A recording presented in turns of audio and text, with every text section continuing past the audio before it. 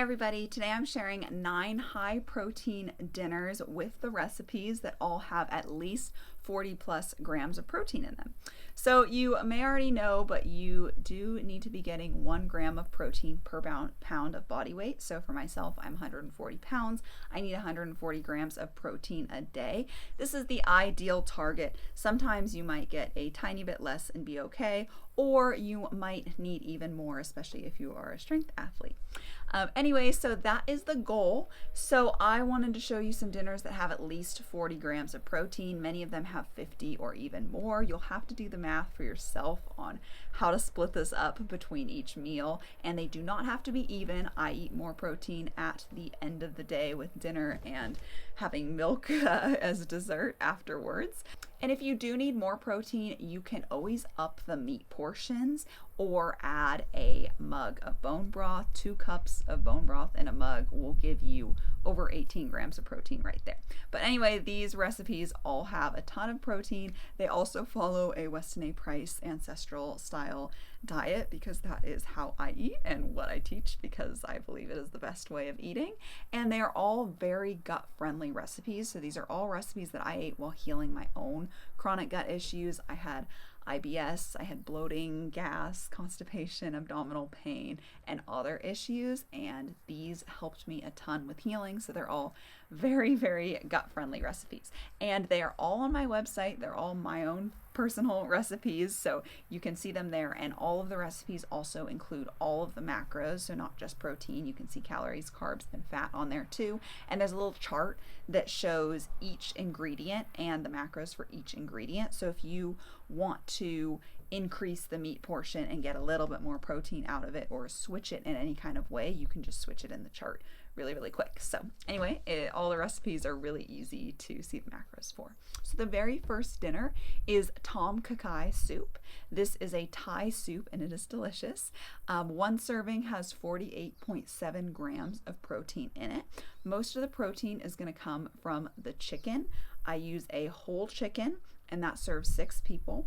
And then I also use meat stock. So I boil the chicken, and then the meat stock from boiling the chicken I use as the broth for the soup. So both of those have a lot of protein in them. So for the Tom Kha Kai soup, like I said, you boil the chicken, you do save the stock, then you'll want to saute the veggies. So you do mushrooms, garlic, ginger, bok choy, and then optional, you can use the chicken organs that came with the whole chicken and mince them up really tiny. This will absolutely give you more nutrients, and I highly recommend it. You barely even notice it in the soup. So you saute those up, then you add coconut milk and lemongrass, and you wait for the coconut milk to release its fragrance. It'll smell a little bit stronger, and that's when you add the Thai curry paste. I use a green paste, and your broth. You can add a little chili flakes if you want to, and you can add salt. Then you will bring everything to a boil. Once it boils, you reduce it to a simmer. You cook it for 15 minutes. Meanwhile, chop up your chicken. Then you throw the chicken in, cook it for 5 more minutes, and then at the very end, you add cilantro and lime. This is delicious. It's super good. You can have it with rice if you do want a little bit more carbs. I do recommend you soak your rice overnight if you're doing that. That will be fine for some people healing their gut, but some people will need to cut out all grains, including rice, so you absolutely do not need it. But if your issues aren't quite as severe and you like a little more carbs, you can balance out the carbs more that way. The second one is steak with sauteed mushrooms and onions and an apple salad on the side. It has 51.3 grams of protein, and the majority of the protein is coming from the steak, and that is 8 ounces of steak for 1 serving, so that is half a pound of steak. I believe I measured that raw. You can double check in the recipe, but so it would be a little bit less once it's cooked. So you cook your steak. I like to cook it in a pan that I can cook the onions and mushrooms around it. So I put a little fat around it, cook the onions, mushroom, garlic, add some oregano, salt, and pepper to it. And then at the very end, I add a little broth to braise the veggies, and it's really good. Depending on the thickness of your steak, you might take the steak out earlier, or take the veggies out and finish cooking the steak. So then on the side, you make a little salad. So you use lettuce, cut up some apples. I toast some walnuts. If you're really strict in doing no nuts, seeds, grains, and legumes, you can just omit the walnuts here.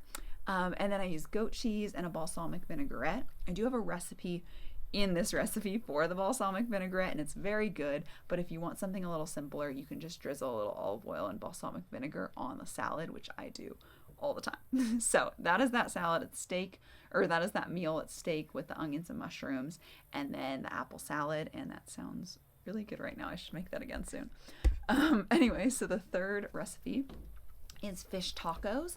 So this has 43.5 grams of protein, and most of that's going to come from the fish. I use 6.5 ounces of a white fish for this recipe. I calculated it for rock cod. So lean white fishes are a really easy way to get a lot of protein in. For this recipe, you bake the fish. I put salt, pepper, cayenne, cumin, and butter on it. Then meanwhile, you heat up the tortillas. So again, corn tortillas. This is technically grain, so for a lot of people, this will be fine for healing. I had occasional tortillas, and that was fine. You should get organic because corn is really heavily sprayed with glyphosate, so organic is important. I also like to get a traditional one that's like prepared properly. I don't know the exact process, but they'll talk about it. I think they use like lime, and I don't really know on that, but you can also get sprouted. That would also decrease the anti-nutrients in there. And if you're being more strict, you can get a kvass, I think it is, tortilla. So that is made from a root veggie instead. And that Siete brand that has all the great grain-free things, they sell those kinds of tortillas. So you can do that if you're doing strict no grains. So then you top your tortillas with the fish, season it with a little bit of lime, and then you use some sliced up cabbage, salsa, avocado, cilantro, cotija cheese, that's that Mexican cheese, sour cream, or you can make a special sauce that I have in that recipe that's like sour cream, mayo, garlic powder, hot sauce, lime juice, and water mixed together for it. So you can do either one, and obviously you can customize this a lot. Basically the point is white fish and fish tacos is a really easy way to get a lot of protein in.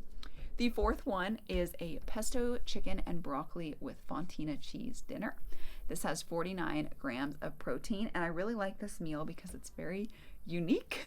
So I use a pound of bone-in, skin-on chicken. Chicken breast will give you the most protein, and that's what I calculated for in this meal. That is serving 2 as well. So for one person, it would just be half a pound of chicken with the bone in, so you know it'll be a little bit less. And you can use any kind of chicken you want. Just be aware that chicken breast will give you the most protein. I do recommend that you always do skin on, bone in though, because that will give you a lot more collagen and it's really beneficial for you. So you want to roast the chicken, and then you saute the broccoli and cauliflower. You braise that with some broth at the end, and then you chop up the chicken and you add it to the veggies. Then you add the pesto. If you want to make homemade pesto, I do have a recipe for that that's in this recipe. And again, all these recipes are linked down below. You also add fontina cheese and the zest of a lemon. And if you want, you can add those chicken organs earlier that come with the whole chicken, and you can mince them up real tiny. And it's a nice way to add them in. I used to make them and just have them on the side, but now I mince them up really tiny and mix it into the whole meal. So you can do it either way, but I like this meal because it's unique. It's kind of a different way to have chicken. And yeah, it's really tasty. So the fifth meal is tri-tip steak with roasted carrots and chimichurri. You don't technically have to have tri-tip, but it is really good with tri-tip. One serving has 46.7 grams of protein. I use a pound of tri-tip measured raw for 2 people, so that's half a pound for each person. And lean steaks, I mentioned this earlier in I had another meal with lean steaks earlier, but they are a really, really good way to get a lot of protein in as well. So what you'll want to do is also cook the steak, roast the carrots. I use about 400 on the oven for 25 to 30 minutes, just some salt, pepper, fat. Stir them a few times. And then you make the chimichurri, which is a parsley sauce. It's kind of like a pesto, but it's a little more oily. So it's parsley, olive oil, red wine vinegar, garlic, oregano, red pepper flakes, salt and pepper, and you just blend it or mix it in a food processor. And yeah, so you got your steak, you got your carrots and chimichurri, so that one's really good. If you did want more carbs, you could just have more carrots, or sometimes I'll add potatoes too, so it's potatoes and carrots to get a little bit more carbs there. The sixth meal is a keto paleo meatloaf, and it is 61.8 grams of protein per serving. So the most of the protein is going to be coming from the 3 pounds of beef, 1 pound of pork, both ground, and 3 eggs that all get put into the meatloaf, and it serves 6 people. Now, I use 6 ounces of mushrooms that I either chop up real fine or blend up real fine instead of bread. Now, I tried it without any bread in the past and without the mushrooms, and it gets very like all the fat seeps out and kind of like creates a little fat pool around the whole meatloaf. So the purpose of breadcrumbs in a traditional meatloaf is to absorb that fat and help keep it in the meatloaf instead of from seeping all out and creating like a dense meatloaf. So the mushrooms kind of do the same thing. I really like it. I was not eating gluten because I was healing my gut when I made this recipe, so that's the way I made it and the way that I still make it. I think it's really good, and if you're working on healing your gut, then you're not eating gluten right now for like 90% of the cases. So then you also add onions, carrots, garlic, celery. You chop all those up. A little bit of bone broth, thyme, paprika, salt, pepper, and cayenne. You have that, all the meat and eggs. You mix everything together in a bowl. You put them into loaf pans, and then you put those in the oven, and you cook them for 10 minutes at 325. Meanwhile, you make a glaze to go on top. So the glaze is tomato paste, salt, cumin, water, vinegar, and then I don't have it in the recipe because I was very strict, like low carb, keto, not having sweeteners at the time. But now when I make it, I will add a little bit of honey to the glaze. So not very much, but a little bit. You can go either way. It's not really that big of a deal, whatever you prefer. So you mix up that glaze. I like to do it in a little pot on the stove over like medium heat, and then you rub that glaze over the top, or you spoon it over the top of each meatloaf, and then you return it to the oven and you cook for another hour and 5 minutes. And if you want a little more carbs with this, or like a side dish to your meatloaf, you can always do like potatoes or veggies. I used to do veggies a lot, and now I like mashed potatoes. I think it's a really yummy side for the meatloaf. All right, the seventh dinner is meatball stuffed peppers. So this, it gives you 41.5 grams of protein, and most of that is coming from the ground beef, which I use 0.8 pounds of ground beef, and then I also put an egg in there, and there is also some Parmesan, and that serves 2 people. So to make these, you boil the peppers. First you cut the tops off, and you cut a little slit of the bottoms off so that it will like sit upright, and you take out the seeds and core. So then you boil the peppers and the tops of the peppers for 10 minutes in some water. And then you can mix all the ingredients. So that's going to be the ground beef, eggs, chopped up onion, garlic, Parmesan, basil, parsley, salt, and pepper. You mix that up really well. You put a little bit of marinara sauce at the bottom of the peppers. Oh, you also salt the inside of the peppers first. Then you put the ground beef in, and then you put a little bit more marinara sauce on top, a little bit of Parmesan, put the lids on, and then you bake them at 350 for an hour. At the very end, it's optional to toast some pine nuts and chop them up and add on top. I don't usually do this anymore, but I used to do it, and it's yummy, so you can do it either way. It doesn't really matter. But anyway, it's a really fun dish because it's kind of a different meal and a fun way to have ground beef, and it gives you a lot of protein. The eighth dinner is an Asian beef stir fry. So this has 56.8 grams of protein, and that is coming from the steak. I use 0.85 pounds of raw steak measured raw. You do cook it for the recipe for 2 people. So I cut up the steak pieces first, and I saute them very quickly and move them to the side. Then I will cook up some onion, pepper, carrots, mushrooms, cabbage, ginger, bok and bok choy. I'll saute that. You can season it with some 5 Chinese spice, cayenne. You can add a little sesame seeds and green onions in there if you want.